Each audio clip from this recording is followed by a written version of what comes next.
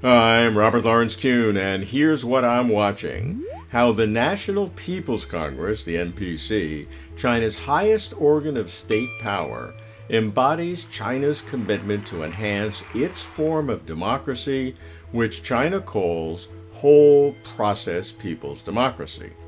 When I write or speak about China's form of democracy, I usually face incredulity among Western audiences, and understandably so, because China conceives democracy as broader, more encompassing than free and fair multi-party elections.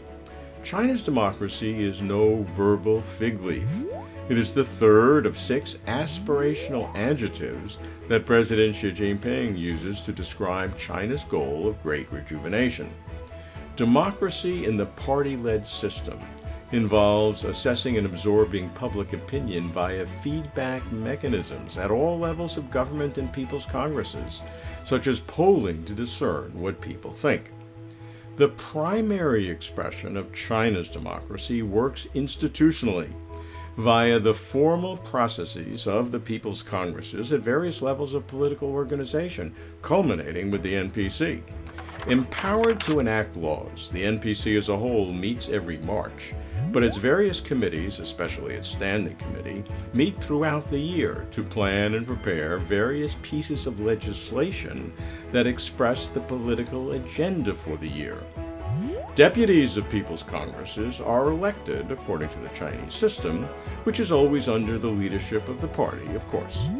As of April 2021, there were more than 2.6 million deputies to China's 5 levels of people's congresses: state, provincial, municipal, county, and township, with all deputies in county and township people's congresses elected directly by voters.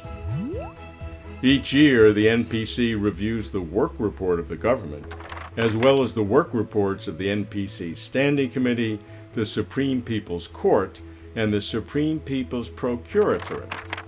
For 2022, the NPC also includes reviewing the organic law of the local people's congresses and local people's governments, methods for electing deputies to the Hong Kong and Macau special administrative regions, and reviewing the implementation of the Plan on National Economic and Social Development for 2021 and the Draft Plan for 2022, and the implementation of the central and local budgets for 2021 and the draft budgets for 2022.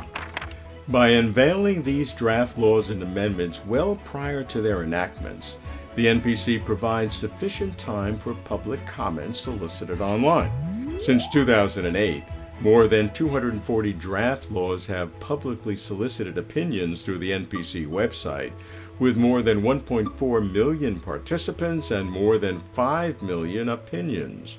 In 2020 alone, 42 opinions on draft laws were solicited, with more than 306,000 participants and more than 1.35 million opinions received, all new highs.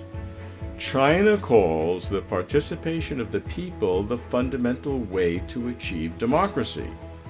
But asking for advice cannot stop at soliciting opinions. Opinions must be taken seriously, assessed, absorbed, have influence, and make impact.